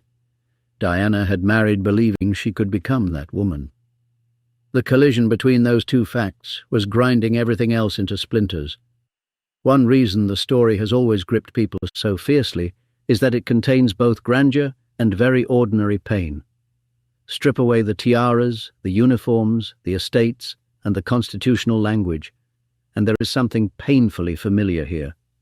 A wife senses from early on that another woman matters more than she has been told. A husband insists, evades, compartmentalizes, and resents being pressed. The wife becomes frantic, then angry, then clever, then publicly luminous in compensation for private neglect. The husband retreats to the place where he feels easier and more understood. The difference is that most couples do this without half the world discussing their body language over supper. By the late 1980s, the marriage was no longer merely unhappy. It was becoming a contest over reality itself. Who had wronged whom more deeply? Who was unstable? Who was cold? Who was impossible? Who had tried? Who had betrayed? And behind all these arguments stood the woman Anna Wallace had once refused to tolerate hovering nearby. Hovering had become permanence. Permanence had become power. And power had become the hidden structure of the Prince and Princess of Wales's life. The palace still wanted order. The public still wanted beauty. The children were growing. The appearances continued. But by now the fabric was fraying so visibly that even those determined not to notice had to squint a little harder. Charles had not found peace in marriage. Diana had not found security. Camilla had not gone away. The old arrangement, once merely insulting, had become destructive. And the cruelest thing of all was that by now everyone was too entangled to leave cleanly. Anna Wallace had been able to walk away with one cutting sentence and her pride intact. Diana had titles, sons, palaces, public expectation, and a husband still divided between his duty and his oldest attachment. Charles had a wife adored by the world, children he cared about, a future crown he could not escape, and a love he had never quite buried. No ballroom exit was possible now. The scene had grown too large. The audience had grown too vast. So they stayed in it. And because they stayed in it, the coming explosion would be much louder than it ever needed to be. By then the marriage had moved beyond disappointment and into strategy. When a husband and wife stop trying to persuade each other and start trying to survive each other, the atmosphere changes. Every conversation has a second conversation under it. Every kindness feels provisional. Every silence looks armed. That was where Charles and Diana were heading by the late 1980s. The old dream had not merely faded, it had hardened into something colder and much more intelligent. They now knew each other's weak spots. They knew which subjects could ruin a day, which absences would wound, which public moments would sting afterward in private. This was no longer a sad young marriage begging to be rescued by patience. It was a damaged royal alliance learning the habits of trench warfare. And still Camilla remained in the middle of it, sometimes hidden, sometimes obvious, never truly gone. Diana had now lived long enough inside the marriage to distinguish between Charles's ordinary remoteness and the specific glow he carried when Camilla was near. That is one of the bitter educations of unhappy wives. They become scholars of tone. A husband says the same sentence in two slightly different ways, and she hears the whole emotional geography of his day. Diana had become exquisitely alert to what Charles withheld from her and reserved for someone else. If she had once hoped that time, children, duty, and shared life would gradually make her central, she was now learning the opposite lesson. Time was not solving the problem. Time was revealing how permanent it was. The world outside the palace, meanwhile, still preferred photographs. Photographs are very helpful that way. They take 1/10 of a second and then lie for years. In public, Charles and Diana could still appear handsome, composed, important, useful. He looked every inch the heir, serious and prepared. She looked increasingly polished, increasingly self-possessed, and almost unnervingly photogenic. Together they could still produce the official image, but only in short doses. The gaps between appearances were now doing more damage than the appearances could repair. Diana was changing fast. That change is one of the most important things to understand about her.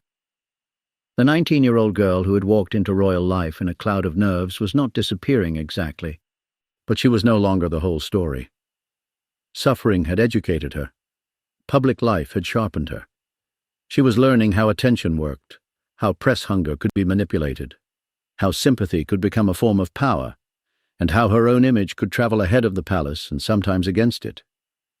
She was still emotionally volatile, still wounded, still susceptible to despair, but she was no longer only a victim staggering around inside a gold frame.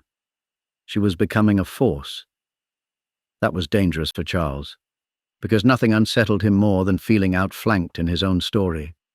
He had now spent years enduring the peculiar humiliation of being the most important royal man of his generation, and not the most compelling person in his own marriage. Diana had become the figure crowds truly adored. She could still be shy, but the shyness had developed edges. She now understood the effect she produced.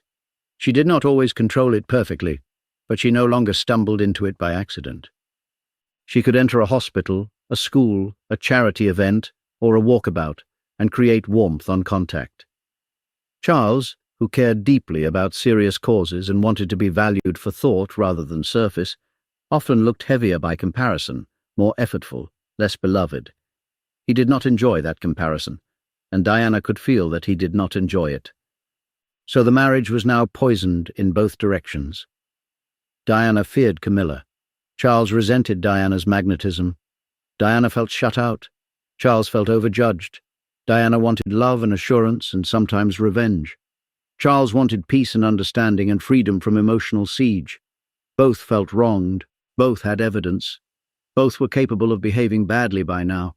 That is when marriages become particularly hard to save, because innocence has left the building and left no forwarding address. Somewhere in this darkening period, Diana crossed an emotional line of her own. The loneliness, the humiliation, the feeling of being measured against Camilla, and found lacking in the one place that mattered most.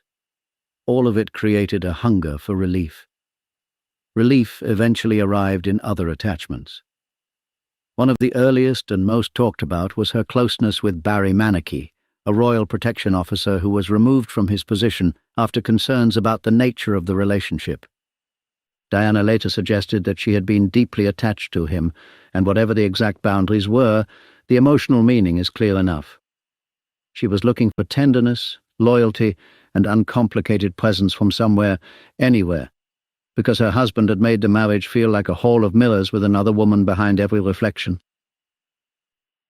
This did not make Diana pure and Charles guilty, full stop. Life had grown too messy for those categories, but it did reveal the scale of her emotional deprivation. She was not straying from abundance, she was reaching from hunger. Charles, for his part, was increasingly drawn back into the zone where he felt least judged and most known. With Camilla, he did not have to explain his moods or justify his peculiarities. She knew the rhythms of his complaints, his enthusiasms, his vanities, and his weariness. She knew how to flatter him without making it sound like worship. She knew how to laugh him back into himself. And because she was not his wife, she did not carry the same explosive charge of expectation. She was not asking him to redeem her childhood, or steady the monarchy's image, or heal public and private life at once. She was simply the person who made him feel easy, which to Charles had always mattered too much. By 1989, the tensions were no longer abstract even inside the most formal rooms. Diana's famous confrontation with Camilla at a party that year has entered royal lore because it captured so much in one scene. This was not a young wife crying in private while older people exchanged pitying looks. This was the Princess of Wales, older now, tougher now, pushing through the fog of euphemism and saying, in effect, enough. She told Camilla she knew what was going on. Camilla, cool and socially seasoned as ever, reportedly answered with the sort of maddening composure that only makes a wounded woman angrier. She told Diana that she had everything she could want, that all the men in the world were in love with her, that she had 2 beautiful children. It was the kind of reply that sounded reasonable if one had no soul. Diana's answer, by her own later account, was devastatingly plain. She said she wanted her husband. That is the tragedy in a sentence. Under all the glamour, all the press, all the symbolism, all the constitutional decoration, the Princess of Wales wanted what many wives want and cannot bear not to have. She wanted the central claim of marriage to mean something. Not ceremony, not photographs, not precedents, not public adoration. She wanted her husband. And by then she knew very well that she did not have him in the way she had once imagined. This moment also showed how little room was left for discretion as a cure. Anna Wallace had once refused to tolerate Camilla hovering nearby. Diana was now confronting her directly, because hovering had become occupation. There is a great difference between suspecting a rival and having to discuss her as though she were an unofficial fixture in the house. The great royal skill of pretending not to notice had failed. Reality was now walking through the drawing room without removing its coat. The late 1980s and early 1990s turned the private war public in stages. First came whispers, then briefings, then strategic leaks, then books, then recordings, then interviews. Once a royal marriage reaches that phase, everyone begins speaking through other people, Friends tell journalists things, journalists cultivate confidants, courtiers protect principles by damaging other principles. Nothing is admitted straightforwardly, yet everything becomes known in outline. It is an ugly process, and Charles and Diana both became very good at it. Diana had one great advantage in this struggle. The public was ready to believe her suffering, because they had seen enough of her vulnerability, beauty, and strange emotional transparency to invest in her as a heroine. Charles had one great disadvantage. Seriousness does not perform well against glamour in a culture that wants feeling. He could be thoughtful, diligent, even wounded, but he rarely looked like the person people wanted to rescue. Diana often did. Still, the situation would have remained half hidden for longer had it not been for Andrew Morton's book in 1992. The publication of that biography shattered whatever remained of the polite fiction. The book presented Diana as miserable, bulimic, desperate, neglected, and trapped in a marriage overshadowed by Camilla.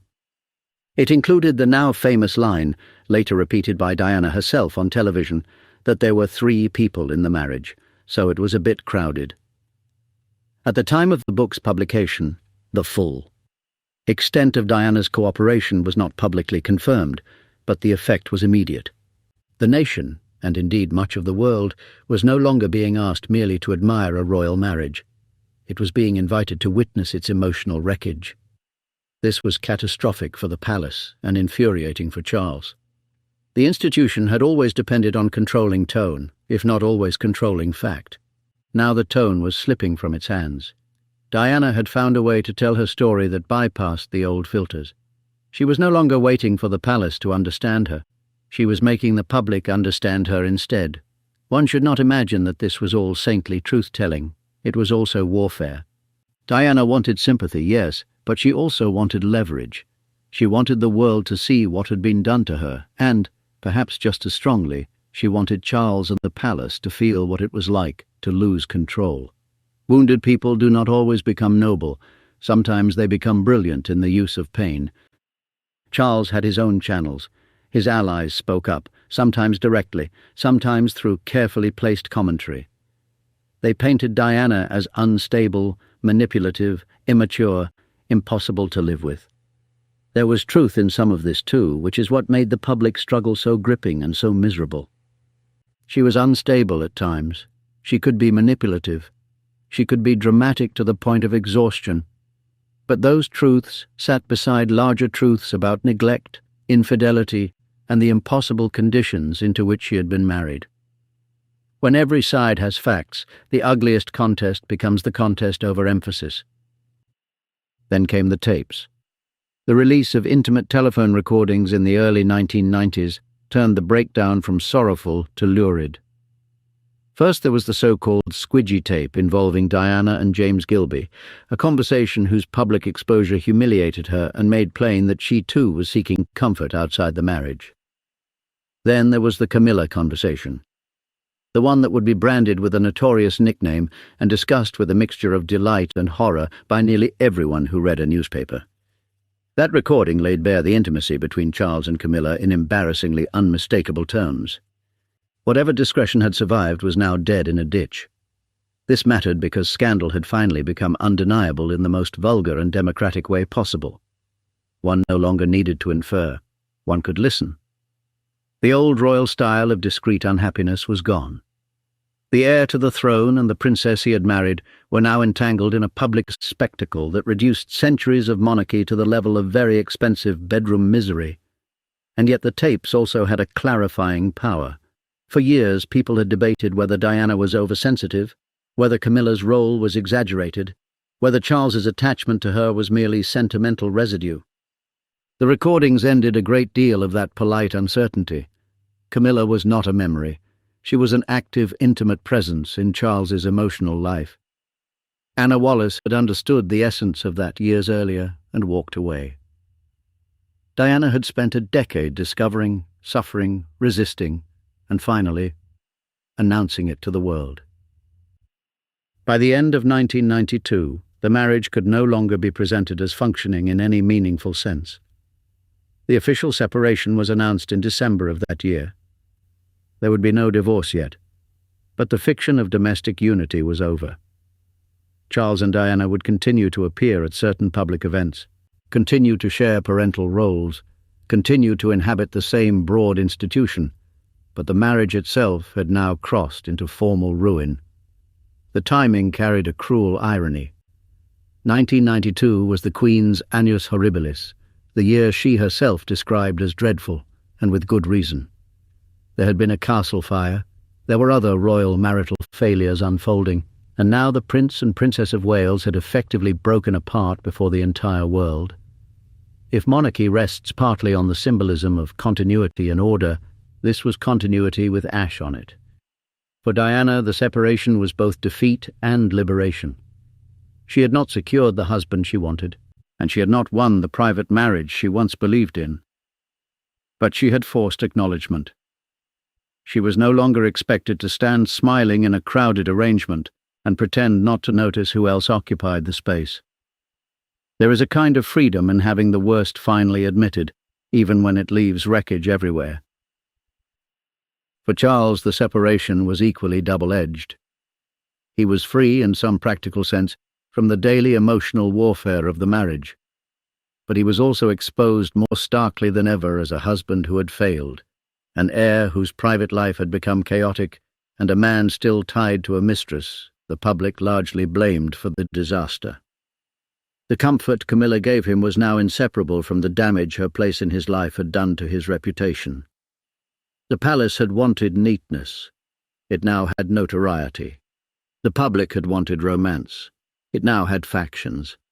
Diana had wanted love. She now had sympathy, which is not the same thing and can be a poor substitute in the middle of the night.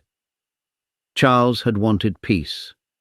He now had a separation, a damaged image, and a future that looked lonelier and more controversial than before. And yet, strange as it sounds, the separation did not end the struggle over who would define the meaning of the marriage. In some ways it intensified it. Once husband and wife are no longer pretending to be one united front, they become rival centers of truth. Each now had a freer hand. Each could shape the narrative more openly. Each could seek affection and vindication in public as well as in private. That was the condition in which they entered the next phase of the story, not as a married couple trying to mend, but as two powerful, damaged figures fighting over memory, loyalty, and the right to be believed. Camilla was no longer merely the unseen rival behind the curtain. She was now part of the public architecture of the scandal, whether people liked it or not.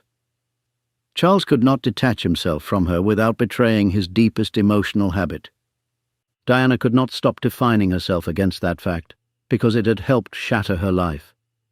So the formal marriage was over in everything but paperwork, and the long promise that a wedding might solve what Anna Wallace had once recognized as unsolvable had finally collapsed under its own weight. The old insult had expanded into a national drama. The hovering woman had become the central ghost in the house. And the prince, who might once have spared everyone years of pain by facing the truth early, was now left to face that truth in the most public way possible. After the separation was announced, the marriage stopped pretending to be a marriage and became something colder, stranger, and in some ways more modern than the monarchy knew how to handle. Charles and Diana were no longer trying to save a private life. They were trying to survive a public war. That war was fought in careful clothes, through chosen friends, through books, through television, through strategic silences, and through the oldest weapon in aristocratic Britain, the sentence spoken just softly enough to sound accidental. By the early 1990s, they were living apart in spirit, even when the institution still placed them inside the same frame. The world could see enough to know the fairy tale was dead. What it did not yet know was who would get to write the obituary. Diana moved first with instinct, then with precision. She had spent years being treated as the emotional one, the unstable one, the difficult one, the fragile princess who cried, who doubted, who made scenes, who did not settle into royal life as neatly as the furniture. But by now she understood something crucial. The palace could dismiss her in private. It could not dismiss her in public, because the public loved her too much. That was the power she had grown into. She had entered the marriage as a girl who hoped to be chosen. She had emerged from it as a woman who could make millions choose her. Charles, meanwhile, kept trying to explain himself in ways that made sense to him and sounded bloodless to almost everyone else. He wanted to be seen as serious, dutiful, wounded, and trapped in a marriage that had gone wrong on both sides. There was truth in that. The trouble was that he was asking for sympathy while still carrying the obvious stain of Camilla. The public can forgive many things. It does not easily forgive a husband who appears to have made his wife suffer in the shadow of another woman and then wants credit for his inner complexity. The first great detonation came with the publication of a book that tore the curtain away from the marriage and left the upholstery trembling. Suddenly Diana was no longer just the glamorous princess of press photographs. She was presented as unhappy, bulimic, neglected, desperate, and trapped in a union poisoned by infidelity and emotional coldness. It was a shock, but not because people had thought everything was perfect. It was a shock because private agony had been translated into public language at full volume.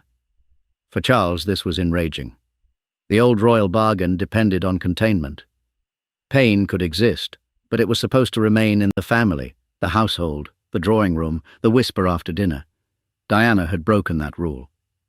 She had found a way to force the world to hear what the palace preferred to absorb in silence. The book made the breakdown impossible to treat as gossip. It became narrative, accusation, and confession all at once. Then Charles made his own move. In 1994, he sat for a television interview with Jonathan Dimbleby and tried to recover some ground by presenting himself as thoughtful, dutiful, and honest. Instead, he gave one of the most damaging performances of his life. He admitted adultery, though with the carefully defensive logic of a man who wanted the confession to sound almost administrative. Yes, he had been faithful, he said, until the marriage had irretrievably broken down. That sentence may have made sense in his own mind. To much of the public, it sounded like a man explaining why the fire started only after the house was already collapsing, while forgetting that he had been carrying matches for years. The interview also revealed something else Charles often failed to understand about himself. He did not look good pleading his own case against Diana. He looked aggrieved, complicated, and oddly remote. She, by contrast, even in distress, had the gift of looking human first and royal second. He looked like a prince defending his conduct. She looked like a woman who had been hurt by it. In media struggles, that distinction is fatal. And then came the dress. On the evening Charles's interview was dominating the air, Diana stepped out in London wearing a black dress so startling and so beautifully timed that it instantly became part of modern legend. It was elegant, daring, and clear in its message without requiring a single spoken word. While Charles sat on television explaining his failures in careful phrases, Diana walked into the night looking alive, self-possessed, and impossible to pity in any small way. It was one of her great acts of instinctive theatre. She did not merely answer him, she replaced him in the emotional memory of the evening. This is what Charles was up against now. Diana had learned to turn pain into image, image into sympathy, and sympathy into power. She could still be reckless, still be emotionally turbulent, still make choices that complicated her own case. But she was no longer simply reacting, she was shaping. The girl who had once been bewildered by palace life had become, in some moments, the most gifted political actor in the royal family, though politics here was made of feeling, symbol, and timing, rather than votes. None of this solved the emotional wreckage underneath. Charles was still attached to Camilla. Diana was still wounded by it. He still felt trapped by Diana's intensity and destabilized by her popularity. She still felt abandoned and displaced by his enduring need for another woman. The difference was that private misery had become public strategy. They were no longer just suffering, they were competing. The most devastating blow of all came in 1995, when Diana sat down for the panorama interview that would define her side of the story for a generation. By then, she was no trembling 19-year-old bride. She was older, harder, lonelier, and astonishingly direct. looking into the camera with that mixture of vulnerability and steel that no one else in the family could quite match. She gave the line that froze itself into history. There were 3 of us in this marriage, so it was a bit crowded. It was brilliant because it was simple. No legalese, no constitutional dignity, no aristocratic fog. Just one plain sentence, and the whole tragedy stood naked. The prince, the princess, and Camilla. That was the marriage. Not the wedding at St. Paul's, not the balcony smile, not the tours, the children, the state occasions. The real marriage, in one sentence, had always been crowded. This was the moment when Anna Wallace's old refusal suddenly looked prophetic. Years earlier, before the marriage, before the global spectacle, Anna had seen the same arrangement in miniature and rejected it on the spot. She would not stand beside Charles while Camilla hovered nearby.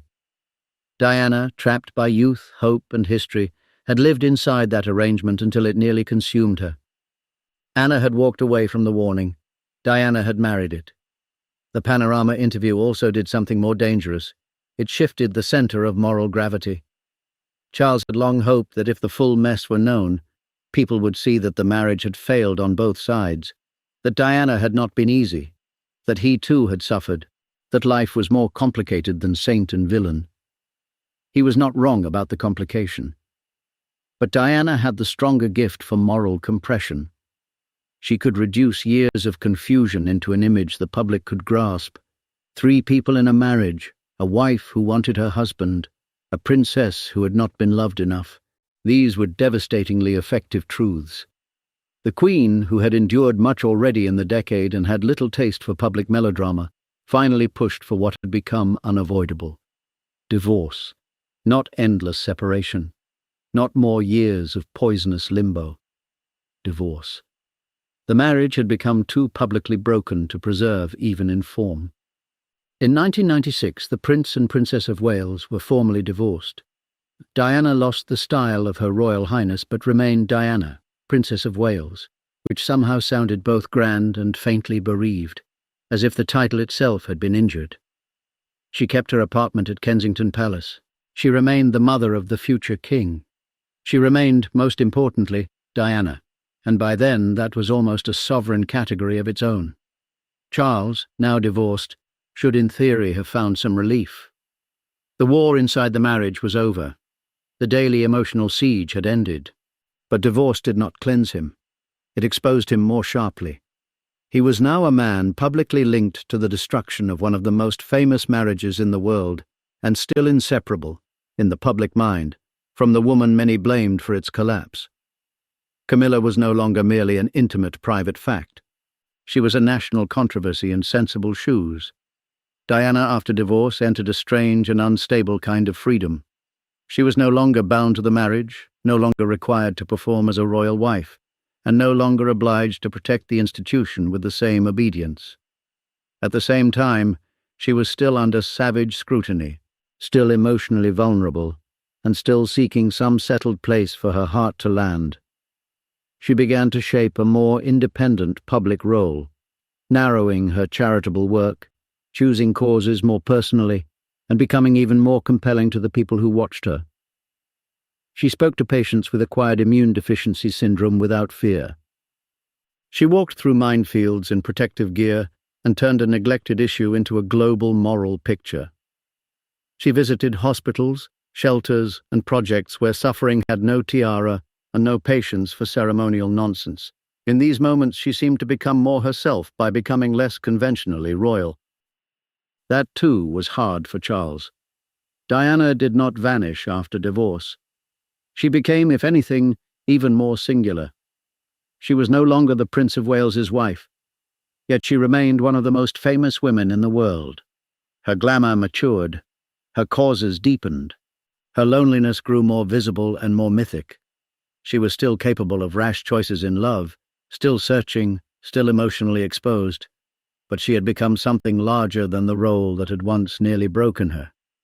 Then came 1997, and with it the catastrophe that fixed everyone in place forever. Diana died in Paris on 31st August 1997, after a car crash that stunned the world and turned private grief into a public tidal wave. She was 36 years old. Charles flew to Paris with Diana's sisters to bring her body home. In those hours, and in the days that followed, the old quarrels did not vanish exactly, but they were overtaken by something larger and more final. Whatever had passed between them, she was the mother of his sons, the woman he had once married before the eyes of the world, the princess who had changed the monarchy by force of feeling and then died before middle age had properly begun. The funeral became one of the defining public rituals of the age. Charles walked behind the coffin with William and Harry, beside his father and Diana's brother. The image was almost too painful to bear. The prince, who had not been able to make the marriage work, was now leading his sons through a grief no parent wishes to imagine. Whatever one thought of Charles, the human tragedy of that walk could not be denied. Diana's death changed everything and solved nothing. It transformed her from wounded public figure into something close to secular sainthood in the eyes of many. It froze her youth. It froze the marriage. It froze Charles and Camilla into the roles the public had already assigned them, at least for a time. She remained forever the beautiful wronged princess who had died too soon. He remained the complicated prince whose heart had always been elsewhere. Camilla remained the woman in the background, who had become impossible to separate from the story's damage. For a while it seemed as if Charles and Camilla might never recover publicly. The hostility was too great, the grief too fresh, the symbolism too brutal. Camilla in particular had become, fair or not, one of the least forgiven women in Britain. She had always had the advantage of privacy, understatement, and old social confidence. Now she needed something she had never really sought before: public toleration. It was not handed to her with flowers. The years after Diana's death were therefore not only years of mourning, but years of patient repair. Charles had to raise William and Harry through a grief lived under public magnification. He also had to continue his role as heir, carrying out duties while the emotional history of his private life hung around him like weather.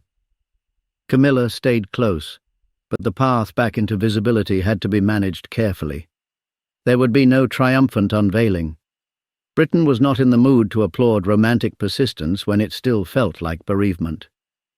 Slowly, however, the impossible began to become merely controversial, then gradually familiar. Charles's relationship with Camilla moved back into daylight by degrees. There was a first public appearance together in 1999, and while the sight did not produce universal joy, it did produce something almost as useful. Over time, fatigue. People can remain furious for years, but they rarely remain freshly furious forever. The shock dulls. The outrage acquires routines. Reality settles in like furniture no one likes, but everyone learns to walk around. Camilla herself helped this process partly by not trying too hard to dazzle anyone. She was never going to compete with Diana in glamour, emotional electricity, or tragedy, and perhaps she was sensible enough not to try. Instead, she appeared patient, steady, and willing to do the long, unattractive work of waiting for public temperature to cool. In that sense, she was perfectly suited to Charles. She had always understood endurance better than theatre, and now endurance was exactly what was required. When Charles and Camilla finally married in 2005, it was not the fairy tale wedding of 1981.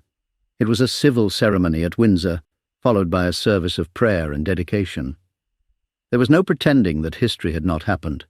The ghosts were too many, the memories too sharp, the public too informed. This was not the triumph of innocence. It was the formal recognition of a bond that had outlasted scandal, marriage, divorce, grief, and years of resistance. There is something almost grim in that outcome.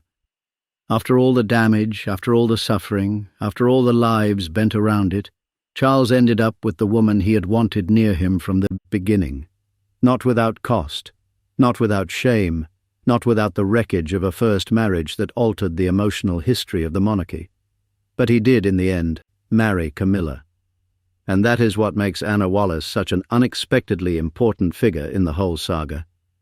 She was there before the cathedral, before the boys were born, before the interviews, before the tapes, before the divorce, before Paris, before the slow rehabilitation of Camilla. She saw the structure early. Charles wanted the present woman to tolerate the permanent shadow of the other one. Anna refused. She was not prepared to smile through the arrangement because the man asking was a prince. In one sense, she is only a footnote. In another, she is the woman who understood the central truth before almost everyone else. Because the truth was never only that Charles loved Camilla. It was that he could not stop needing her, even while trying to build a different life. That need distorted every woman who came near him. Anna saw it and left. Diana saw it and tried to overcome it. She could not. The marriage that followed became one of the great cautionary stories of modern royalty. A story about what happens when duty marries one woman while devotion still belongs to another. None of this makes the people in it simple. Charles was not a cardboard monster. He was often lonely, often dutiful, often emotionally ill-equipped rather than deliberately cruel. Diana was not a flawless martyr. She could wound, manipulate, dramatize, and seek love in ways that complicated her own innocence.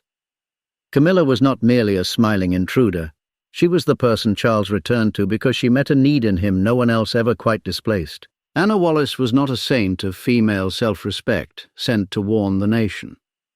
She was simply a woman with enough pride and clarity to recognize a bad bargain before the ring appeared.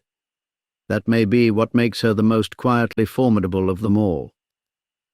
In royal stories, people often talk as though the greatest power lies with the person who gets the wedding, the title, the palace, the line in the history books. But there is another kind of power, smaller and cleaner. The power to see what the bargain really is and say no before the car door closes. Anna Wallace had that power. She did not inherit a crown. She did not become the mother of a future king. She did not inspire mourning on a global scale or wait long enough to be accepted as a queen. What she did was rarer in its own way. She refused humiliation at the first clear moment it was offered. So when people look back on Charles, Diana, and Camilla, they usually begin with the wedding or the affair or the interview. But the shape of the tragedy was visible earlier, in that ballroom lesson Anna Wallace delivered without any constitutional language at all. No one treats me like that, not even you. It was not just the end of one romance. It was the earliest honest verdict on the arrangement that would later wound a princess, shake a monarchy, and outlast almost every attempt to deny it. Anna Wallace would not tolerate Camilla hovering nearby. In the end, history suggests she was the only one wise enough to understand exactly what that hovering would cost.